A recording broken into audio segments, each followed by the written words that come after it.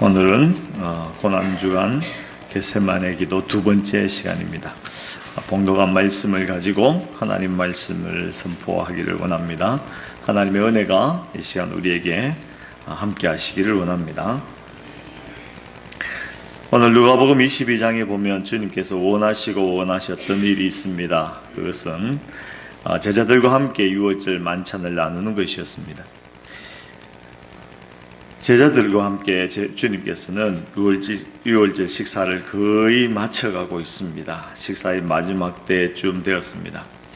그런데 그 자리에 앉아 제자들은 같이 만찬 나누면서도 지난해와는 다른 유월절 만찬이라는 것을 직감적으로 알 수가 있었습니다. 전혀 다른 기운이 그 만찬장을 감돌고 있었습니다. 식사는 즐겁지 않았습니다. 주님의 얼굴에는 무엇인지 모를 비장함까지 서려 있는 것을 제자들은 알 수가 있었습니다.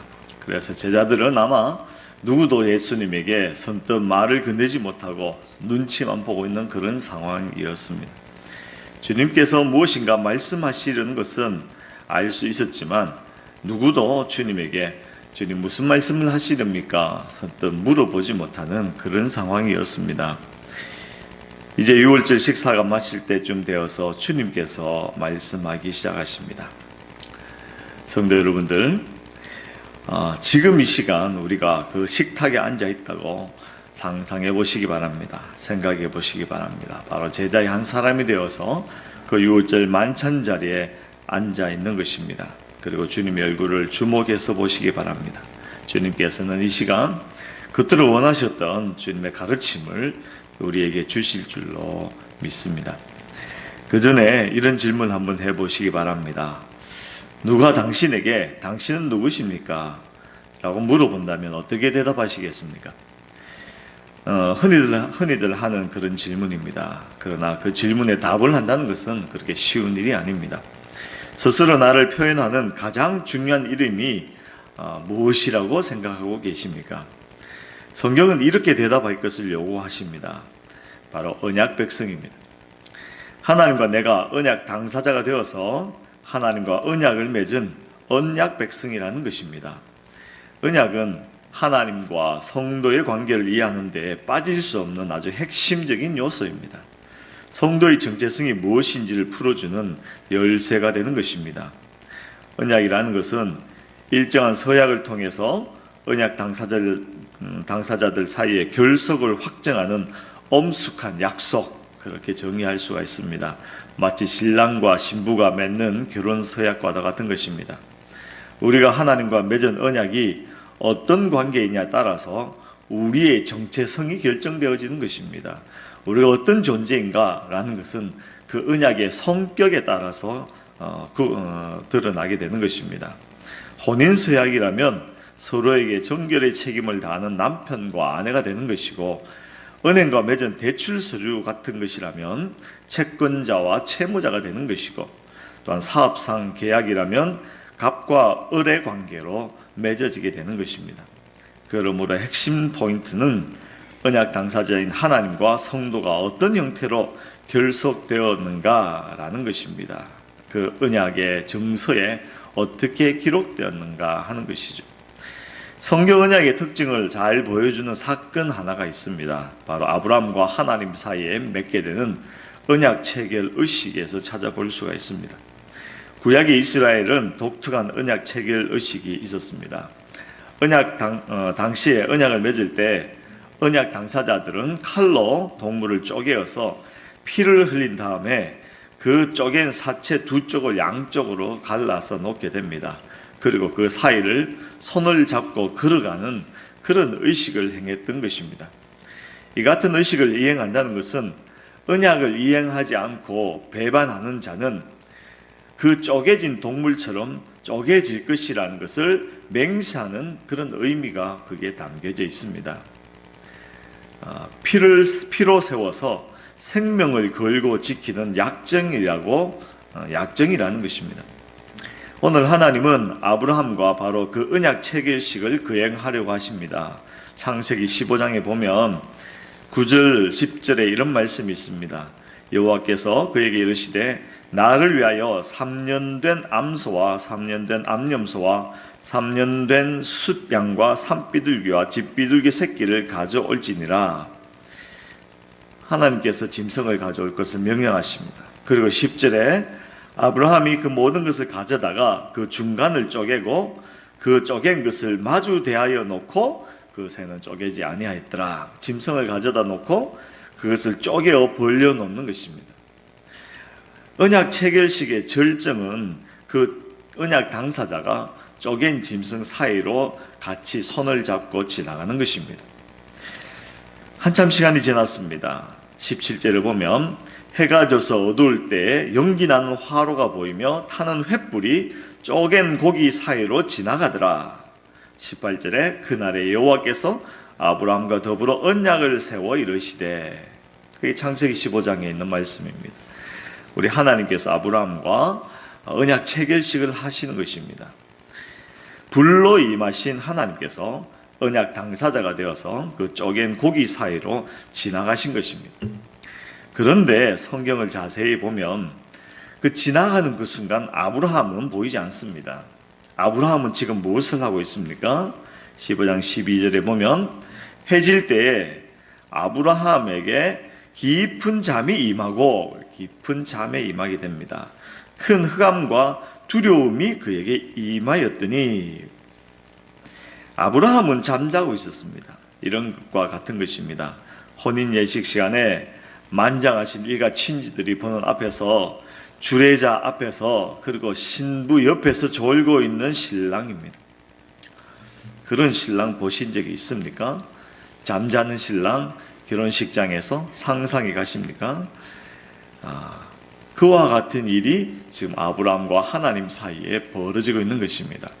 하나님께서는 불로 임하셔서 그 쪼갠 고기 사이를 지나가셨는데 아브라함은 깊은 잠에 빠져 있었던 것입니다. 하나님께서 두려움으로 임하셨을 때, 불로 임하셨을 때 아브라함은 정신이 번쩍 들었겠지만 그러나 그 쪼갠 고기 사이로 지나가지는 않았습니다. 이 속에는 하나님의 깊은 사랑이 있는 것입니다. 무엇이냐면 이 언약의 체결과 성취 그리고 그 보장은 오직 하나님 편에 있다는 것입니다. 하나님의 어떠하심에 의해서 그 언약이 성취되고 보장된다는 것입니다. 계약서 조항을 만들고 그 조항대로 성취되어지는 것의 보장은 오직 하나님의 성품, 하나님의 신실하심, 하나님의 선하심에 근거한다는 것입니다. 우리가 이미 알고 있듯이 하나님의 선하심, 하나님의 신실하심은 인간과는 다른 무한하신 것입니다.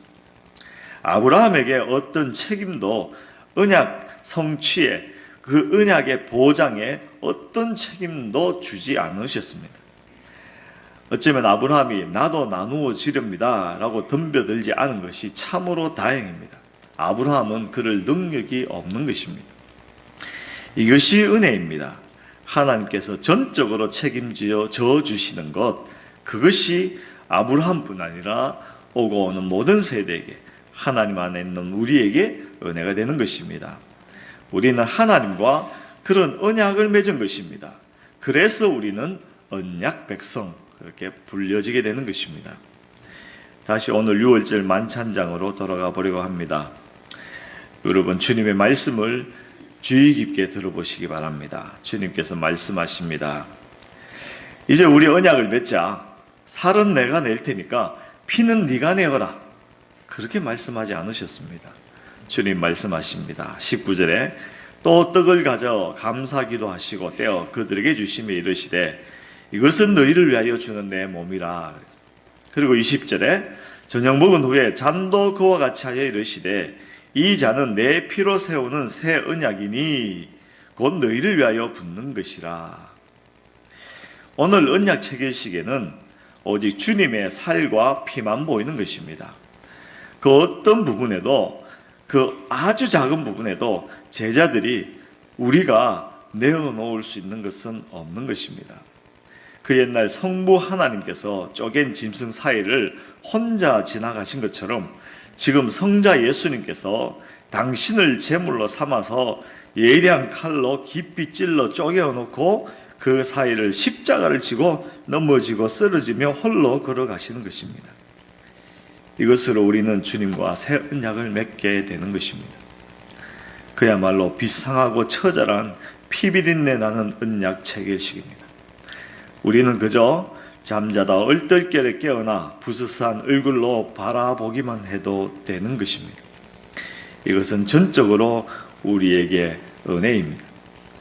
마음에 하나님을 두기를 싫어하며 모든 불의와 추악, 탐욕, 악의가 가득한 자요, 시기와 살인과 분쟁, 사기, 악독이 가득한 자요, 수근수근하는 자요, 비방하는 자요, 하나님께서 미워하시는 자요, 능욕하는 자요, 교만한 자요, 자랑하는 자요, 악을 도모하는 자요, 부모를 거역하는 자일 뿐 자신을 구원할 어떤 능력도 없는 우리에게 우리가 내어놓을 수 있는 것이 아무것도 없기에, 우리의 살과 피는 어떠한 효력도 나타낼 수 없기에 예수님께서 당신의 몸과 당신의 피로 언약을 세워주신 것은 은혜일 수밖에 없는 것입니다. 주님은 당신을 쪼개시고 당신 홀로 그 길을 가실 수밖에 없었던 것입니다. 전혀 책임이 없는 주님께서 그렇게 행하셨습니다. 그래서 은혜이어야만 합니다. 그래서 이것이 우리에게 은혜입니다. 할렐루야. 이제 우리는 무엇을 해야 할까요? 이제 고난주간을 맞이하여서 두 번째 날을 보내고 있는 우리가 해야 될 일은 무엇이겠습니까? 이 고난주간에 우리에게 살과 피는 요구하지 않으셨지만 요구하시는 것이 한 가지 있습니다. 한 말씀 하셨습니다. 오늘 성경 본문에 보면 기념하라는 것입니다. 기념하라는 것입니다. 증명하려고 하지 말고 감격하라는 것입니다. 홀로 당신을 쪼개시고 홀로 그 사이로 지나가신 그 예수 그리스도의 사랑을 우리가 헤아릴 수가 없습니다. 이해할 수가 없습니다. 설명할 수가 없습니다. 증명할 수가 없습니다. 어떤 사람은 증명되어져야만 받아들인다라는 사람이 있습니다. 그러나 도무지 그 은혜를 우리가 헤아리고 재어볼 수가 없습니다. 증명하려고 하지 마시고 기념하라, 다시 말하면 감격하라는 것입니다. 그저 감격하시기 바랍니다. 고난주간에 고난에 동참하려는 사람이 있습니다. 그런 사람은 잘못 생각하면 내 살이 필요한 것이 아닌가, 내 피가 필요한 것이 아닌가 착각할 수가 있습니다. 그렇지 않습니다. 고난에 동참하라는 이야기는 기념하라는 이야기입니다. 고난에 동참하라는 이야기는 감격하라는 것입니다. 고난주간입니다. 십자가 아래로 나아가시기 바랍니다. 그리고 주님이 행하신 그 일을 기념하시기 바랍니다. 우리를 언약 백성 삼으시기 위하여 당신을 쪼개시고 홀로 걸어가신 그 주님의 길을 깊이 새겨보시기 바랍니다. 가슴 깊이 아로새기시기 바랍니다. 그 자리에서 그 시간에 우리는 진정으로 참 안식을 누리게 될 것입니다. 참 평안을 누리게 될 것입니다. 이 고난주간에 우리에게 당신을 내어주신 그분을 다시 한번 깊이 새기며 진정한 평안을 누리시는 주의 백성 되시기를 주의 이름으로 축원합니다. 기도합니다.